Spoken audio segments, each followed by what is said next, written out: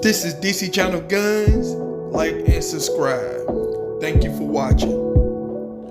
What up? This Channel Guns coming to another gun video. Appreciate you watching. Like, share, and subscribe. I want to appreciate all my subscribers. I want to appreciate all the good information. I appreciate y'all for coming to the video. Appreciate everything you do. Appreciate all the support and love and stuff over here. Appreciate everything. And you know, like I said before, if you're my subscriber, you're not even subscribed, just by over here watching me, I appreciate you. But guess what? You the star, and I'm just the messenger. So that's what it is. Now, in this video here, you know, we have went over everything. We went over ammunition stockpile. We went over farms. You know, gun shops running out of, you know, guns and stuff. You have manufacturers who pretty much either shut down or you know, it's just a supply problem, stuff like that, because you know of demand and stuff, you know, during this pandemic that we in. So you know, this is the SHTF situation that a lot of us been looking at for a long time. Now, you know, with the amount of guns that has been sold, background checks is through the roof, breaking previous records. I'm talking about we sold more guns during this situation here than any situation that we can think of. So that means that there's a lot of guns on the streets, and we have a lot of first-time buyers out there. And you know, when you're dealing with fear, you know, people fearing that you know they're gonna be, you know, robbed or attacked or something out there, especially when people are shopping. We have limited resources such as toilet paper, tissue, and stuff like that. You have people being robbed for the items. I'm talking about, it's sadly to say, but you know, I've been reading articles across the country. You have people being robbed for their paper towels and toilet tissue and stuff. I'm talking about, you know, it's just that bad. And you got areas that is worse than others. But, you know, with that said, you have a lot of people who are now carrying firearms. And, you know, whether they have training or not, or whether they thought through the mind of a thief and stuff that's out there who are, you know, breaking into cars and stuff like that. Vehicle theft. I'm talking about car theft, people, is through the roof. It's on the rise. I'm talking about when you have a lot of firearms being sold on the backside that a lot of people don't know, that you have firearm theft on the rise too. Because the more firearms you put out there, the more firearm theft that's on the rise. And because so many people lack a protection of their firearm, I'm talking about, you know, I hear it, you know, your car gun, your truck gun, but the problem is the thieves know it too. I'm talking about, you have thieves who know that people are keeping guns in their car, they're keeping, you know, guns in their truck. They know this. And so this is how they're getting, you know, these firearms and stuff. I'm talking about the criminals. This is how they're getting their firearms. I'm talking about, you have groups across this country who are organized when it comes to vehicle theft. I'm talking about this. It's not a secret, people.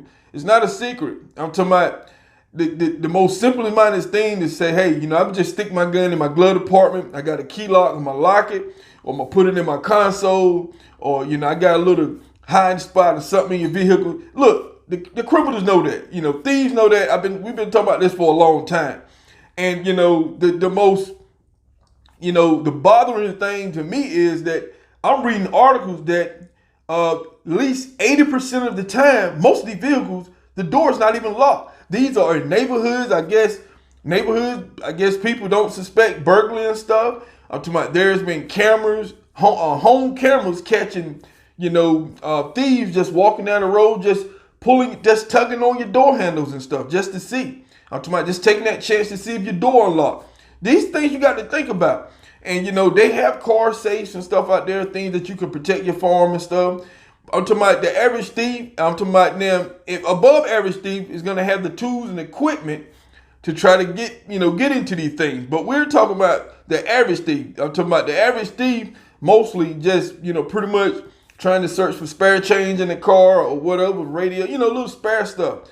But if they got enough time, I'm talking about anything is possible. I'm talking about no matter how much you try to protect your firearm, anything is possible. But you know, me personally, I do not keep a firearm in my vehicle. I'm talking about, I just don't. I'm talking about, I conceal carry. If that firearm is not on me, I'm talking about, then you know, I'm not gonna keep it where it's accessible to somebody else. I'm talking about, I try to, and see, when you're carrying a firearm, whether you're first time buyer or been, you know, carrying firearms for a long time, or whatever the case may be, I'm talking about, if you're going to places that you can't carry your firearm in, then you need to stop going to them places. You need to pick other places to go where you can carry your firearm. If you conceal like you're supposed to, they won't know anyway. But the problem is you have people who are not prepared for concealed carry.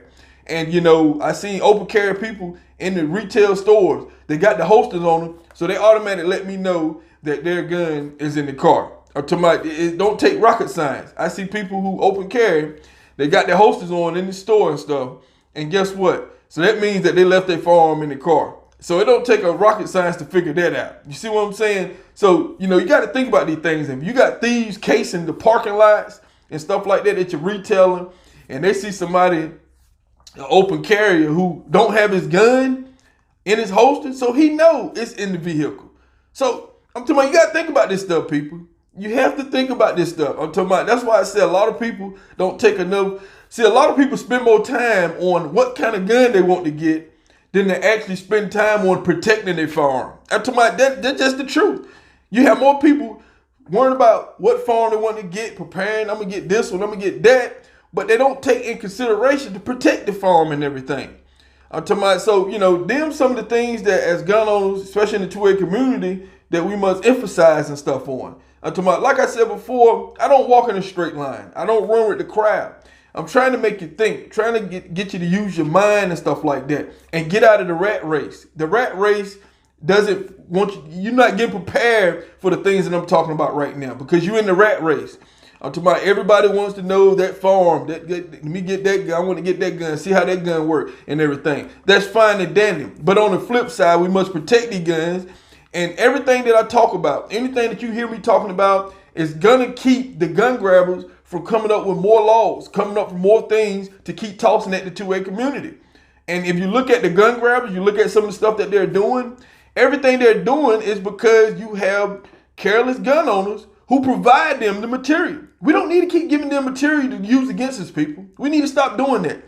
So protect your firearm and limit the places that you go. I'm talking about you're going to have to. I'm talking about if you're going to places, I'm talking about there's some situation, if you're going somewhere, hey, guess what? If you go in the courthouse, you got court and stuff, can't take a firearm, guess what? Just leave the firearm home. I'm talking about if you're going somewhere that's so dangerous that, I'm talking about, but to put it in your vehicle and allow somebody to steal it and then be used in a crime or something like that, I'm talking about, you should have some type of guilt or stuff on you.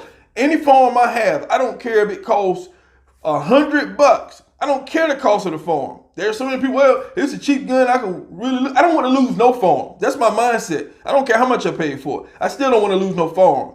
I'm coming out because it is my duty as a citizen. I'm trying to keep my Second Amendment. I want to keep the Second Amendment going and everything. I want to limit a lot of these gun laws and stuff that's been raining upon us on gun owners in this country. I want to do all that.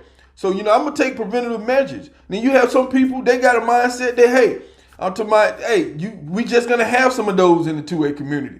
Those are the ones that's not helping us. Those are the ones that's creating all these gun laws and stuff because they don't want to take the extra measure and everything to prevent gun theft or lock their firearms up. A lot of accidents and stuff when it comes to firearms in this country that gun grabbers has been throwing at us is because you have people in the gun two-way community who's not, taking, serious measures and everything to keep those from happening. So this is how this thing is pretty much rolling, people. It's more like,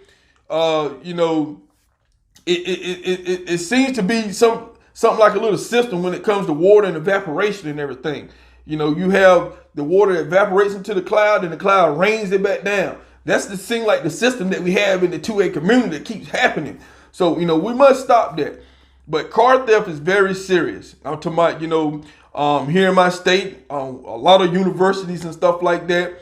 There are so many college students and stuff. They're staying in dorms and stuff like that. And, they're not they don't keep their firearm in the dorms and stuff. They're leaving them out in the vehicle. And I've seen a lot of high theft, especially when it comes to college and university, because, a lot of students are leaving firearms and stuff in their vehicle.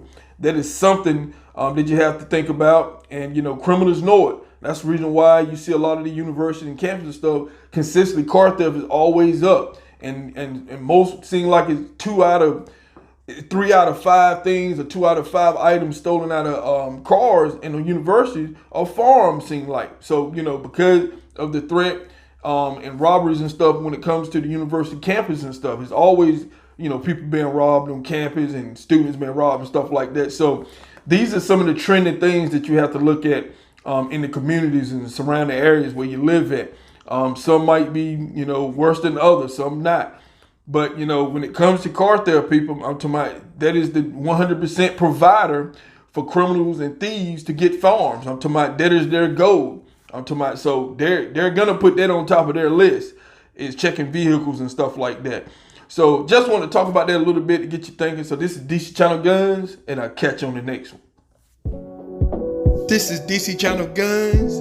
Like and subscribe. Thank you for watching.